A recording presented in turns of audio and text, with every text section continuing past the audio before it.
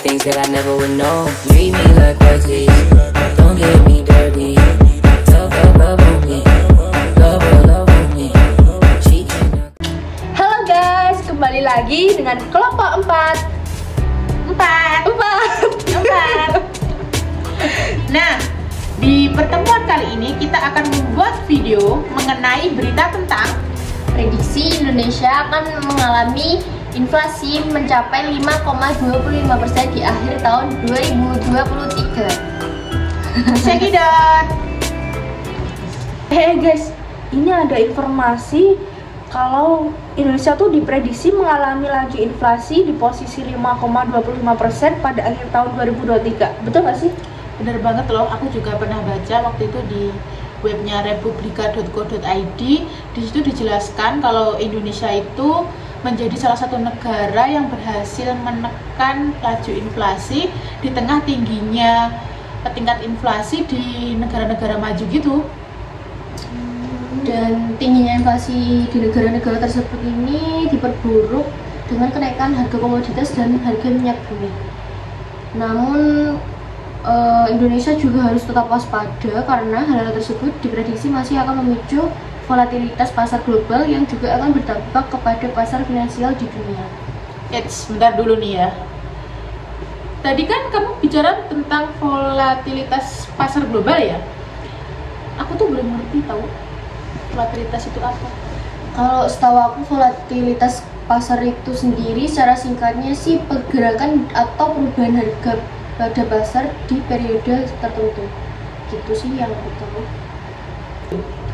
Terus Ini loh, Bank Indonesia bersama pemerintah telah melakukan mitigasi risiko tekanan terhadap rupiah dengan berbagai kebijakan untuk memperkuat sektor finansial di dalam negeri dan sekaligus mengurangi ketergantungan terhadap dolar US sehingga dapat memitigasi risiko fluktuasi ke depannya.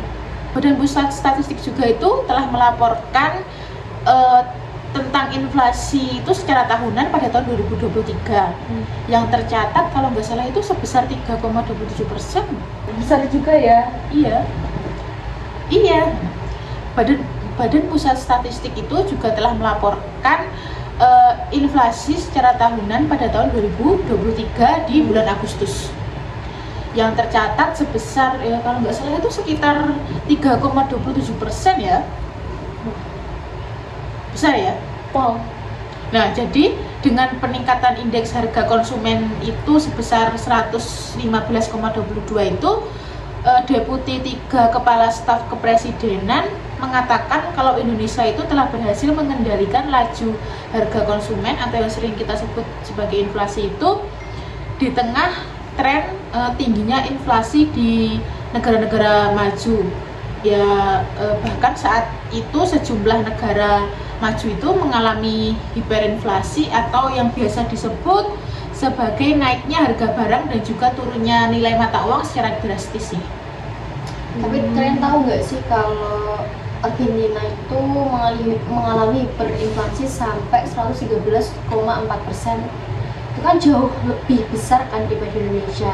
Udah berkali-kali lipat kan. Iya. Nah, untuk Turki sendiri juga lumayan tinggi sih, sekitar 47,8% inflasinya. Nah, di antara negara-negara G20, tingkat inflasi Indonesia termasuk yang terendah, keempat setelah Cina, yaitu minus 0,30%, sedangkan Arab Saudi 2,31% dan Amerika Serikat 3,15%.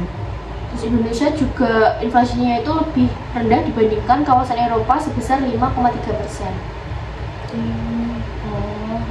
Jadi Indonesia sih inflasinya belum terlalu besar sih kalau dibandingkan negara-negara lain. Berarti tadi kita salah. Yang 3,27% tadi kita bilangnya besar. Padahal di negara-negara lainnya itu jauh lebih besar.